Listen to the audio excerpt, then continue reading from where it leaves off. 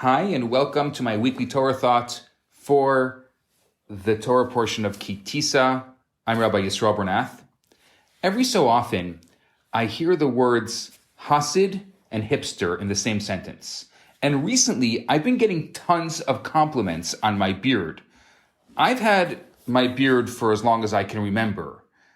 Some people actually believe that I've had my beard since I was born. Though it seems that we Hasidim have started a recent wild trend, and all sorts of people are growing out their beards, and people asking me, like, what kind of products do you use? Anyway, I won't get into that today.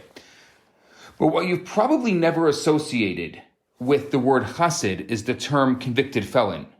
However, many Hasidim that lived under communist Russia, believe it or not, were just that. But what was their crime? It was a very grave one.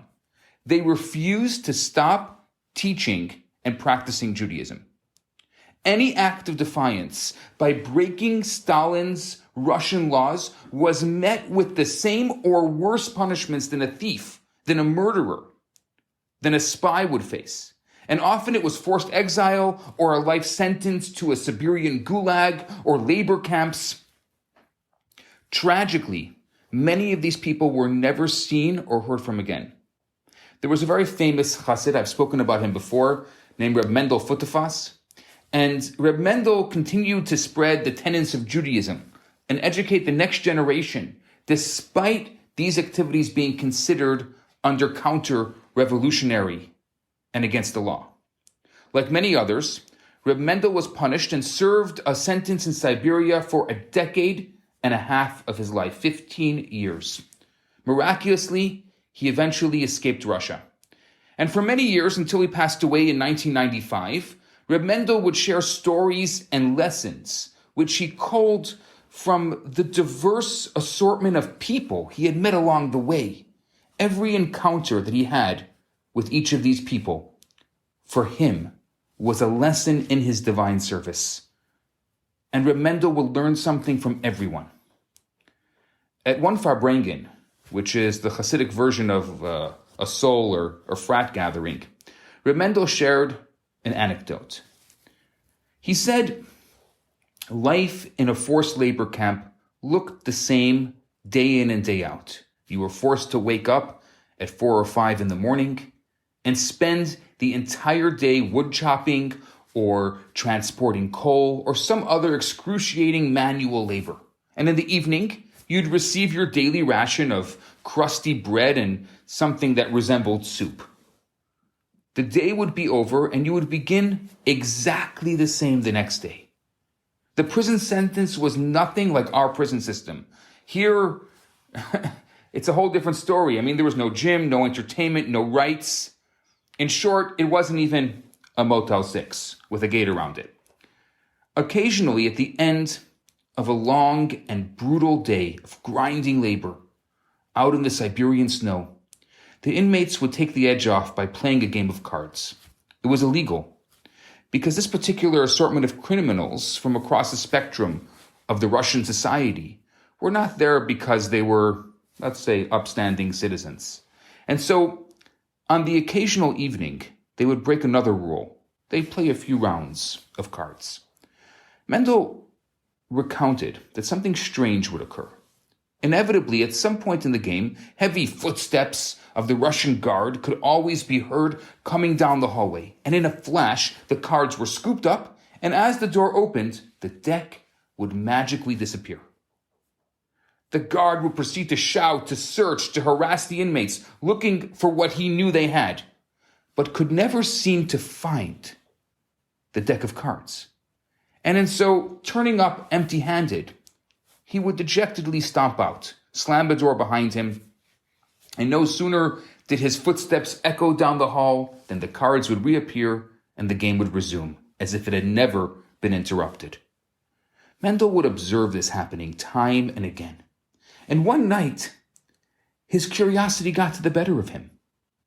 He approached one of the ringleaders, let's call him Ivan, and he said, I'm a prisoner here with everyone else, and yet I have no idea what happens to those cards. Can you explain to me what happens when the guard arrives? Ivan laughs. He explains to Reb Mendel that we're not your common criminals. We're in Siberia because we're the best in the business. We're good at what we do. He shared with Reb Mendel the great secret. You see, he says, as the guard steps into the room, we slip the cards into his large cargo pocket on the side of his very own pants. He can search whomever and wherever he wants, but he has never found anything because he doesn't look in the place where the cards are sitting all along. He never thinks to check his own pocket. Of course he gives up. And so, on his way out, we unceremoniously retrieve the cards and maladietz, which is Russian for job well done, or we say shkoyach, or kol hakavod. Reb Mendel shared this simple story, but he shared it with a profound lesson. Often in life, we search for meaning. We search for truth. We search for purpose. We can look far and wide, and we can travel great distances in searching in far out pastures, not realizing that what we yearn for most deeply has been in our very own pocket all along. Our heritage, our history, our faith, and our tradition. It contains a deep reservoir of answers, of solutions, of solace. We're blessed with so many pathways to discover the things that we value and we need most in our lives. The soul inside of us is accustomed to a tailored positioning system, maybe like a tailored GPS, which means godly positioning system.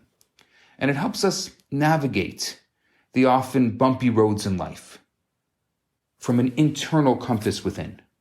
This week's Torah portion gives us a strong example of this game of hide and seek that we encounter in our lives. Shortly after receiving the greatest divine revelation in the history of the world, the Jewish people miscalculate the facts, and they seek inspiration and leadership from foreign and misguided sources. This leads them to create and serve a golden calf. Had they only looked inside their own pockets and trusted with complete faith and hope, instead of searching for substitutes, this tragic saga of our people perhaps would have played out differently. So to you I say l'chaim.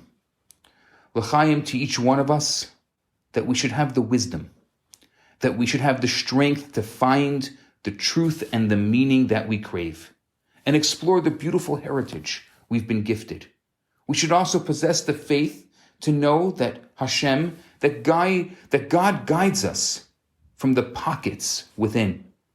We just need to listen to the voice within our soul that's guided by the cards or the pages of our guidebook, the Torah and its mitzvot. With that, I wish you Shabbat Shalom. Have a fantastic week, and we'll speak soon.